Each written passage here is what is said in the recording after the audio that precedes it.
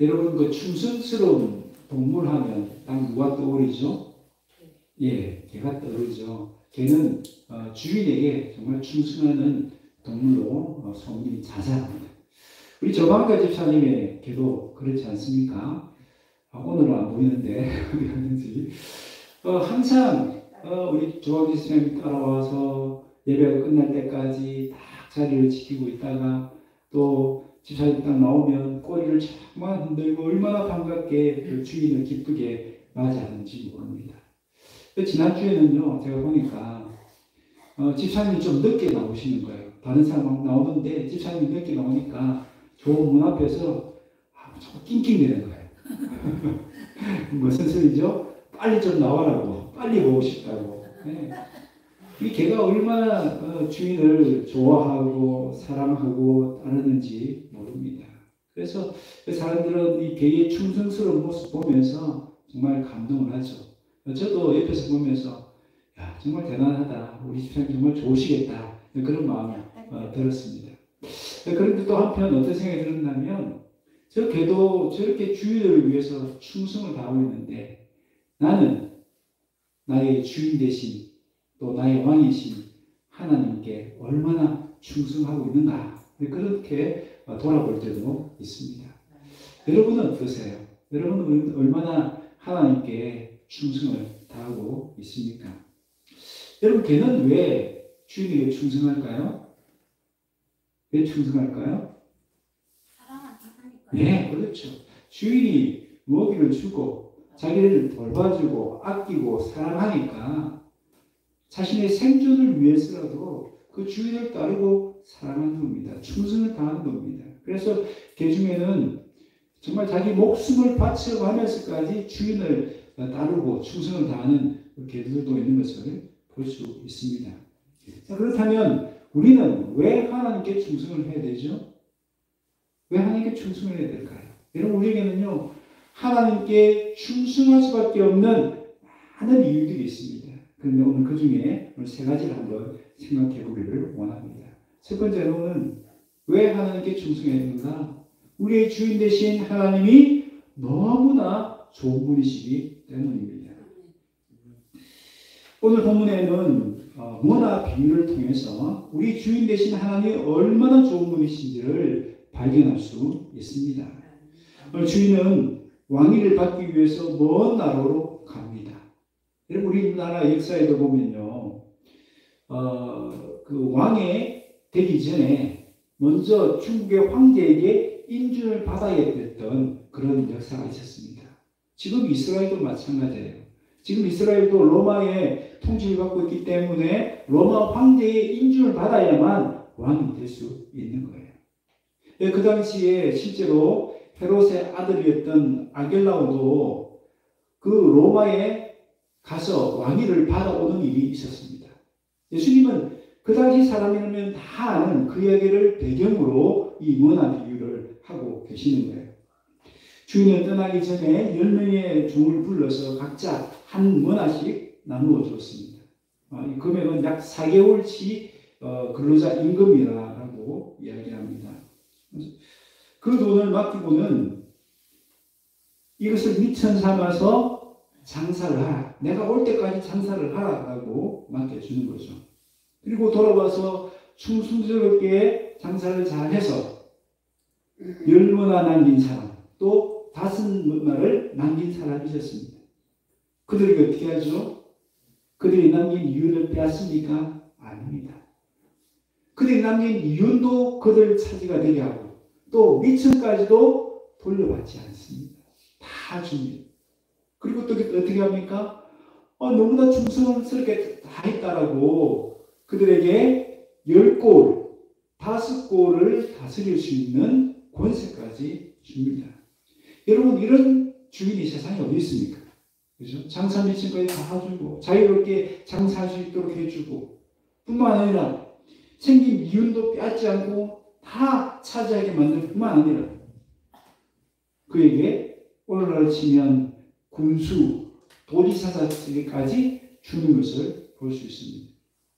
우리 예수님도 조만간 십자가를 지시고 부활 성천하셔서 하나님 아버지께로 가실 것입니다. 왜 가십니까? 오늘 비유처럼 왕위를 받기 위해 가시는 거예요. 그 가시기 전에 예수님은 제자들을 불러서 어떤 명령을 맡기시죠? 내가 하늘과 땅의 모든 권세를 가지고 너에게 명령한다고 하시면서 마태복음 28장 19절 20절에 이렇게 명령합니다. 그러므로 너희는 가서 모든 민족을 제자로 삼아 아버지와 아들과 성령의 이름으로 세를 베풀고 내가 너희에게 분부한 모든 것을 가르쳐 지키게 하라. 볼지어다 내가 세상 끝날까지 너희와 항상 함께 있으리라 하시니라. 아멘. 여러분 오늘 비유에서 말씀하는 장사하라는 내용이 뭐예요? 바로 이것입니다. 복음을 전하라는 것입니다. 잃어버린 자에게 복음을 전해서 그에게 생명을 안겨주라는 것입니다. 그 일은 누가 하셨던 일입니까? 이 땅에 계실 때 우리 예수님이 하셨던 그 일입니다. 우리 예수님이 이 땅에 계실 때 잃어버린 자를 찾아서 구원하는 일을 하셨잖아요. 그 일을 우리에게 동일하게 맡겨주시는 것이죠. 여러분 생명을 살리는 일만큼 가치 있는 일이 어디 있습니까? 가장 가치 있는 일이죠. 뿐만 아니라 다니엘서 보면 그 많은 사람을 하나님께 돌아오게 한 자에게는 하늘 별처럼 영원히 빛날 것이다 라고 말씀하셨습니다. 하나님 그 제자들에게 또 우리에게 맡긴 사명은요 영광스러운 일이라는 것을 알 수 있습니다. 우리 주님은 자신이 다시 오실 때까지 그렇게 우리가 충성을 다하기를 원하시는 것이죠. 아멘. 우리 예수님은 우리에게 이 사명만 주셨을까요? 사명만 주신 것이 아닙니다. 사명을 주시기 전에 먼저 은혜를 주셨습니다. 어떤 은혜죠?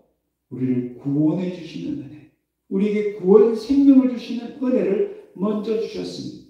죄에 노예했던 우리들을 해방시켜 주시는 선물을 먼저 우리에게 주셨습니다. 이것뿐입니까? 아닙니다. 우리의 충성을 다할 수 있도록 정말 충성되게 일할 수 있도록 성령의 지혜와 능력도 주셨습니다.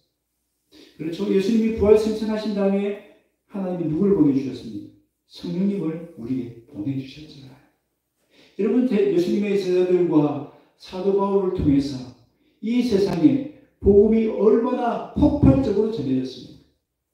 또한 하나님 나라가 얼마나 크게 확장이 되었습니까? 고작 12명의 제자들 그 소수의 인원을 통해서 지금 전 지구촌에 예수님 믿는 사람이 얼마나 많이 늘어났습니다. 여러분 어떻게 그런 일이 일어났죠? 바로 하나님이 그들에게 성령님을 보내주시고 그들에게 성령의 지혜와 능력을 주셨기 때문입니다. 하나님은 우리를 복음의 증인으로 삼을 뿐만 아니라 복음의 증인으로서 사명을 다할 수 있도록 잘할 수 있도록 성령의 지혜와 능력도 주셨습니다. 여러분 이렇게 좋으신 주인을 위해서 충성을 다해야 하지 않겠습니까? 두 번째로 우리가 하나님 위해 충성할 수밖에 없는 이유는 아직 끝난 것이 아니기 때문입니다. 찬송가 330장의 가사의 근거를 보면 아직 일할 수 없는 밤이 오지 않았기 때문입니다. 예수님 지금 뭐나 비유를 하신 이유는 11절에 나옵니다. 11절에 보면 사람들이 어떻게 생각했습니까? 지금 예수님을 따라가는 사람들 마음에 흥분이 있었어요. 어떤 흥분이 있습니까? 지금 예수님이 가시기만 하면 예수님은 메시아이기 때문에 왕으로 등극하실 것이고 그리고 지금 로마의 압제로부터 우리를 완전히 해방시켜 주실 것이다. 이제는 하나님 나라가 임해서 모든 것이 신천신지 정말 새하늘 새 땅이 임하고 끝날 것이다. 그런 기대, 그런 흥분이 그들에게 있었던 것이죠. 예수님은 그런 그들의 오해를 풀어주시기 위해서 이 문화 비유를 그들에게 들려주신 것입니다. 아직은 때가 아니라는 것입니다. 아직은 예수님이 그들이 기대하는 왕이 되지 않을 것이라는 것입니다. 왜 그렇습니까? 지금부터 하나님께 왕위를 받으러 가셔야 하기 때문입니다. 다시 돌아올 때까지는 아직도 많은 시간이 있을 것이라는 겁니다. 그렇기 때문에 그렇게 흥분하지 말고 잘못된 기대 가지지 말고 내가 다시 올 때까지 뭐하라? 장사하라. 복음의 증인으로 살라라고 그렇게 명령하시는 것입니다. 내가 돌아올 때까지 장사하라. 끝까지 충성하라는 뜻이죠.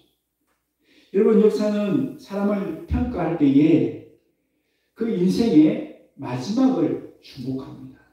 마지막에 어떤 모습으로 마무리했는지를 주목하는 것이죠.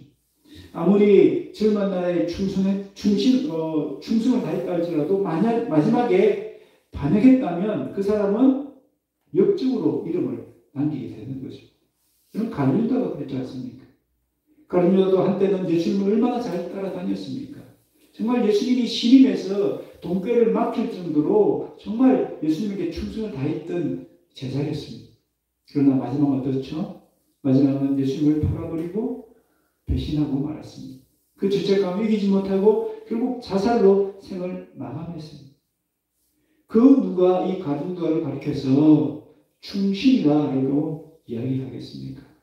그런데 그 반대의 일도 있습니다. 여러분, 사도 바울이 그랬잖아요. 한때는 예수 믿는 사람들을 잡아러 다니는 사람이었습니다. 가장 예수님을 대적하던 사람이었습니다. 그러나 회심하고 예수님을 믿고 난 이후에는 어떻습니까? 죽는 그날까지 그야말로 생명을 다해서 하나님께 충성했던 종으로 살았습니다. 그래서 지금도 많은 사람들이 우리 사도 바울을 하나님께 충성된 일꾼이다라고 그렇게 평가하지 않습니까? 그 누가 이 사도 바울을 가리켜서 핍박자다, 배반자다 그렇게 기억하는 사람은 거의 없습니다. 올해 연세가 무려 104세나 되시는 김형석 교수님이 계십니다. 이분은 연세대 철학과 명예 교수이신데요. 아직까지 이 나이에도 저술과 또 강의를 하고 계십니다. 정말 정정하시죠. 정말 건강하시죠. 이 교수님이 어느 신문에 기고한 글에 이런 글이 있었습니다. 나는 죽을 때까지 놓지 말아야 할 것이 있는데 그것은 일, 공부, 그리고 사랑이다 라고 말했습니다. 자기 자신도 지금까지 그죠? 일 놓지 않고 공부 놓지 않고 사랑을 놓지 않고 있는 것이죠. 남들은 얘기하죠. 아니 그 나이쯤 되면 다 이제 쉬고 내려놓고 그냥 푹 쉬면 되는데 뭘 그렇게 열심히 공부하고 이제 죽으면 끝인데 왜 그렇게 열심히 일을 하시냐.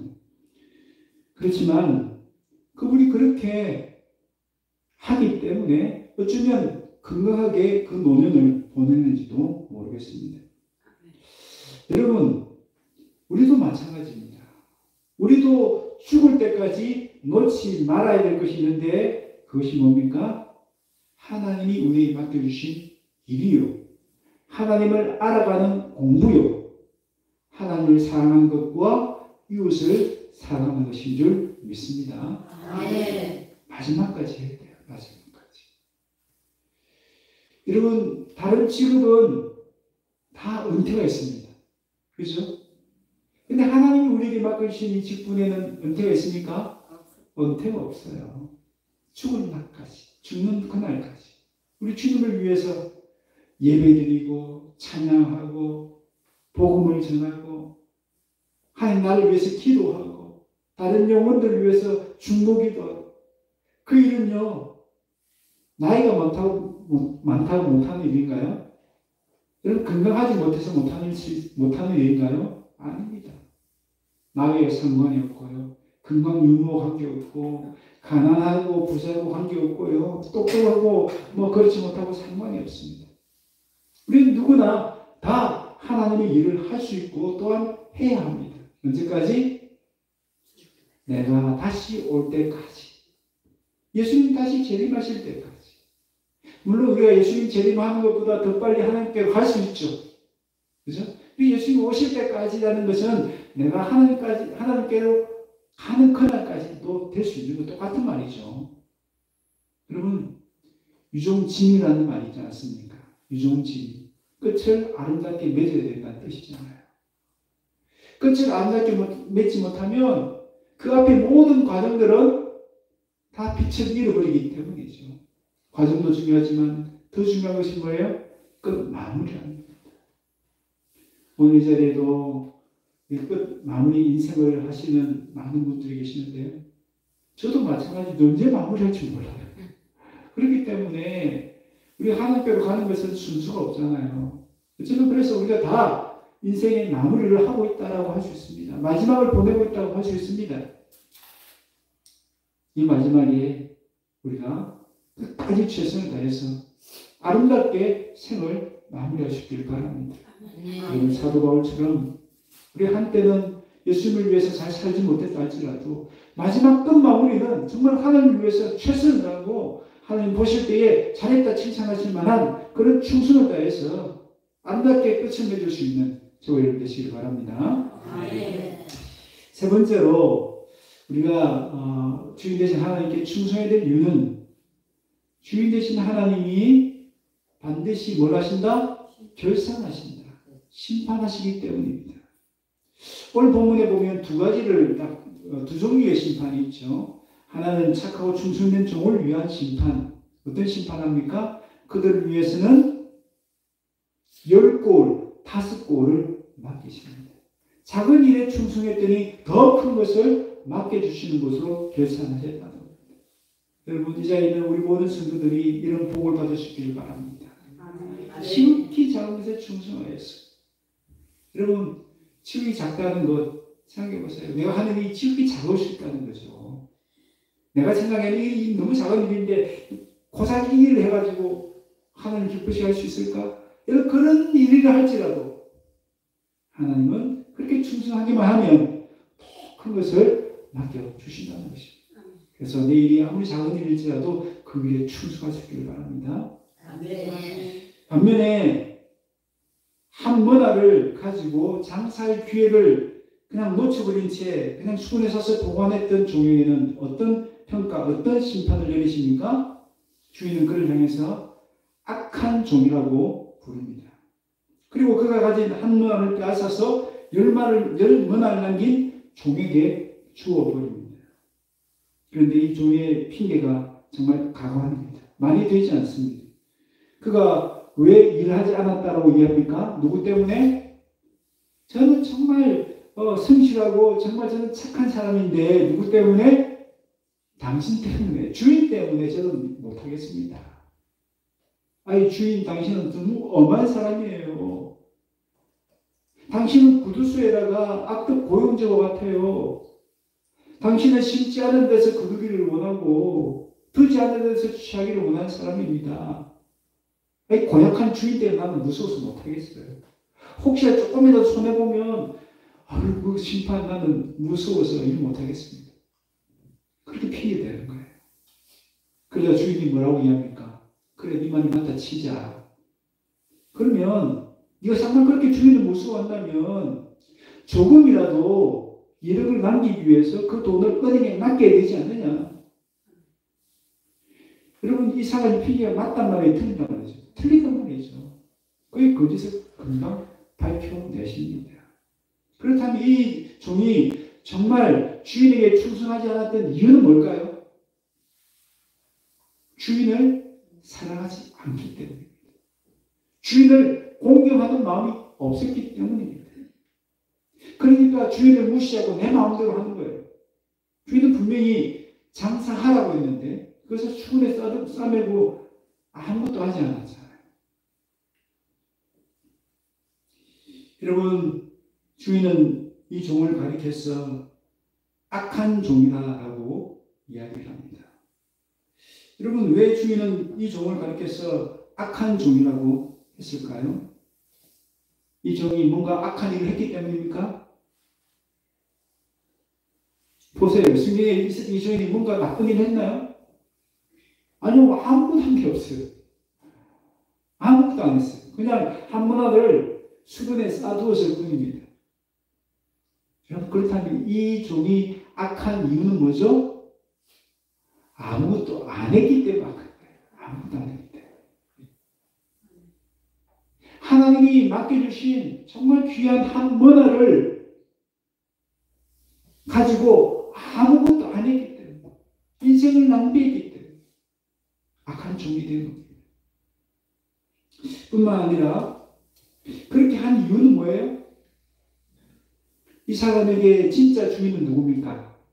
이 사람의 주인은 자기 자신이죠. 자기 자신이 주인이었던 거예요. 그러니까 내 마음대로, 내 뜻대로 하는 거예요. 진짜 이 먼 맡긴 그분을 주인으로 여겼다면 그분의 말을 들었겠죠. 무시하지 않았겠죠. 근데 무시하고 내 마음대로 했다는 것은 이 사람의 실제적인 주인은 자기 자신이었다는 거죠. 그렇기 때문에 이 주인은 이 종을 가르쳐서 악한 종이다라고 이야기를 하는 거예요. 여러분, 그럼 이 악한 종이 결국 어떻게 됐을까요? 27절을 보세요. 27절에 보면 누구의 얘기 나오죠? 이 주인이 왕되는 것을 원하지 않았던 사람들이 있었던 것 같아요. 여러분, 실제로 이 헤롯의 아들도 로마의 왕위를 받으러 가려고 했는데 그때도 많은 사람들이 반대를 했어요. 그래서 결국은 이 헤롯의 아들도 왕이 되지 못하고 그저 분봉왕이 되고 말았습니다. 예수님도 마찬가지예요. 예수님도 왕이 되는 그 자리에 가는데 반대하는 무리들이 있다는 거죠. 원수들이 있다는 거죠. 그들에게 어떻게 합니까? 이들로 끌어다가 내 앞에서 죽이라 명령하죠. 여러분, 이 무리들 가운데 또 누가 포함되겠습니까? 오늘 본문에 나오는 악한 종도 포함되어 있을 것입니다. 왜 그렇죠? 이 종은 주인을 주인으로 여기지 않기 때문이죠. 자기 자신이 주인이 되었고 돈이 주인이 되었고 다른 것들이 주인이 되었기 때문입니다. 여러분, 나는 사람에게 충성하지 않습니다. 기억나십니까? 누구의 말이죠? 윤석열 대통령이 검사시절에 했던 말입니다. 사람에게 충성하지 않는다는 말은 뭔 말입니까? 내 위에 권력자들에 의해서 내가 흔들리지 않겠습니다. 아무리 압력을 넣어도 나는 법과 원칙을 지키겠습니다. 야, 사람들이 그 이야기를 듣고 다들 환호했습니다. 대단한 사람입니다. 그래서 아주 무명의 평범한 검사가 일약 유력한 정치인으로 발돋움하는 계기가 되었습니다.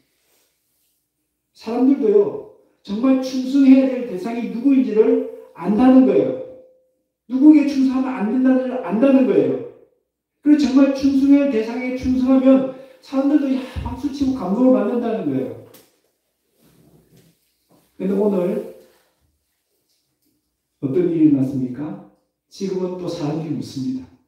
윤석열은 지금 누구에게 충성하고 있는가? 그 평가는 다르겠지만요. 우리는 윤석열에게 물어야 될 것이 아니고 우리 자신에게 물어봐야 돼요. 나는 지금 누구에게 충성하고 있는가? 여러분, 사람은요, 다 누군가에게 충성하고 있습니다. 겉으로는, 이 악한 종을 보세요. 겉으로는 주인에게 충성하는 척 했습니다. 겉으로는 예수님을 나의 주인으로 여기는 것 같아요. 그러니까 실제로는 누가 주인입니까? 내가 주인이었고, 실제로는 돈이 주인이었고, 실제로는 다른 것들이 주인이 되었던 거예요.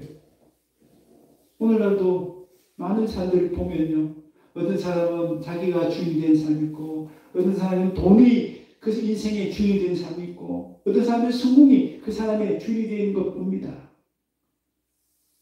여러분, 그 사람은 누구예요? 바로 본문에 나온 악한 종과 똑같은 사람이죠.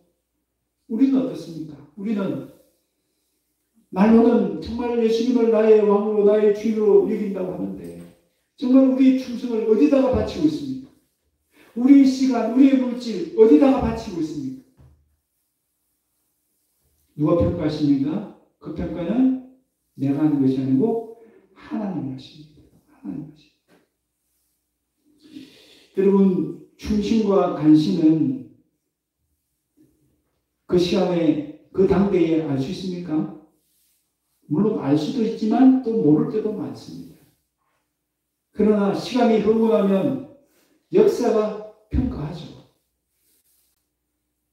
시간이 지나면 밝혀집니다. 그 사람이 충신이었는지 관심이었는지 다 밝혀집니다. 그리고 그렇게 한번 내려진 역사적인 평가는 잘 바뀌지 않아요. 역사적인 평가를 통해서 충실했다라고 밝혀지면 영원토록 빛나는 이름을 남기는 것이고요.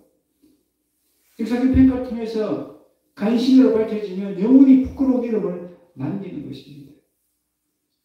하나님은 우리가 영원히 빛나는 이름을 남기도록 하시기 위해서 오늘 이 말씀을 주신 줄로 믿습니다. 아멘. 오늘 내가 누구에게 충성하고 있는지 여러분 충성의 본질을 바로 여기에 있습니다. 충성의 대상을 내가 바로 알아야 된다는 거죠.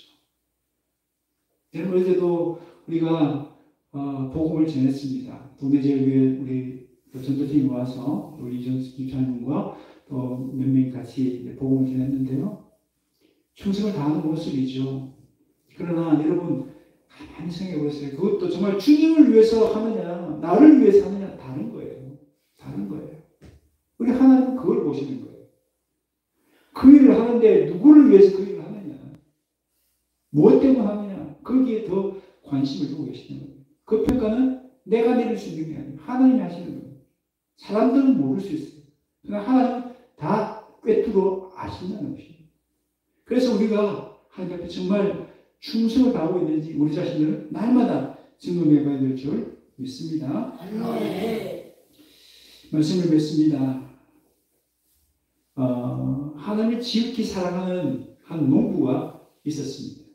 그렇게 큰 소리를 쳤죠. 진물을 위해서라면 그 어떤 것도 심지어 내 목숨까지도 내어놓겠다라고 큰 소리를 치는 사람이 있었습니다. 그에게 어떤 사람이 짓궂게 질문을 했습니다. 만약 당신에게 소 10마리가 있다면 그 중에 한 마리를 아낌없이 하나님께 드릴 수 있느냐? 이 사람이 큰 소리를 칩니다. 물론이지. 그것쯤이야 드릴 수 있어. 또 물었습니다. 만약에 말 10필이 있다면 그 중에 한 마리를 하나님께 아낌없이 드릴 수 있느냐?